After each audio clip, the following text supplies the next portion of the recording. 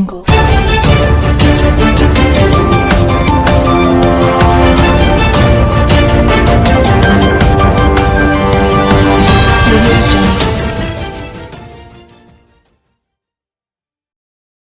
علیکم، Asia 41 news کے ساتھ میں ہوں آپ کی میزبان آمنہ عباس۔ خبر شامل کرتے ہیں صحبت پور سے۔ ہمارے ڈسٹرکٹ رپورٹر انجم کاکڑ کے مطابق ملک بھر کی طرح ضلع صحبت پور میں بھی یوم پاکستان کی مناسبت سے ضلع کے مختلف شہروں میں ریلیاں نکالی گئیں۔ بچوں بوڑھوں نے پاکستانی پرچم اٹھا رکھے تھے اور پاکستان زندہ باد کے فلک شگاف نعروں سے فضا گونج رہی تھی۔ اس سلسلے میں ایک ریلی کھوسا ہاؤس صحبت پور سے پاکستان پیپلز پارٹی کے ضلعی چیئرمین بابے محمد علی خان کھوسا اور وائس چیئرمین فہد خان پہنور کی سربراہی میں نکالی گئی، جو منہاج و پمپ پر جلسہ عام میں تبدیل ہو گئی، جس میں پیپلز پارٹی کے پاکستان مسلم لیگ نون کے ذمہ داران سمیت سیاسی، سماجی، قبائلی اور محب وطن شخصیات نے بھرپور انداز میں شرکت کی۔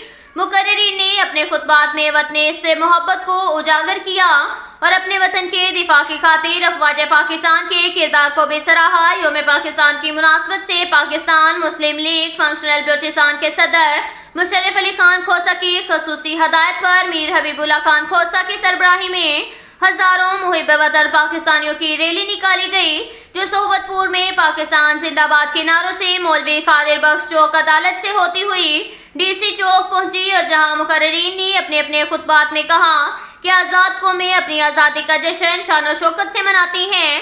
قیام پاکستان میں مسلم لیگ فنکشنل کے قائد کا بہت بڑا کردار ہے۔ قائدین کی قربانیوں کی بدولت ہم آزاد زندگی گزار رہے ہیں۔ آزادی بہت بڑی نعمت ہے اور ہمیں آزادی کی قدر کرنی چاہیے۔ یوم پاکستان کی مناسبت سے ایک پروقار تقریب بوائز ہائی اسکول صحبت پور میں district education officer final Khan کی صدارت میں منعقد ہوئی، جس کے مہمان خاص ڈپٹی کمشنر صحبت پور تھے، جبکہ مہمان اعزازی میں ماہر تعلیم استادوں کے استاد دین محمد چنا، اسسٹنٹ کمشنر صحبت پور محمد رمضان شامل تھے۔ دیگر مہمانوں میں جے ٹی اے صحبت پور کے چیئرمین داد محمد مریض، ضلع بھر کے اسکولوں کے ہیڈ ماسٹر، اسکول میں زیر تعلیم بچوں کے والدین، علم ادب دوست شخصیات نے بھرپور شرکت کی۔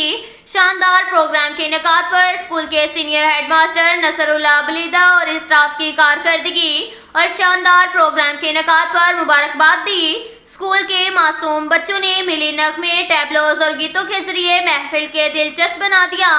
اس موقع پر محمد فنل نے اپنے خطاب میں کہا کہ آزادی کا دن ہمیں قائدین کی قربانیوں کی یاد دلاتا ہے۔ ہم سب کا فرض بنتا ہے کہ آزادی کی قدر کریں اور اسکولوں میں زیر تعلیم بچوں کی تعلیم پر بھرپور توجہ دیں۔ انہی نوجوانوں نے آگے چل کر ملک کی خدمت کرنی ہے۔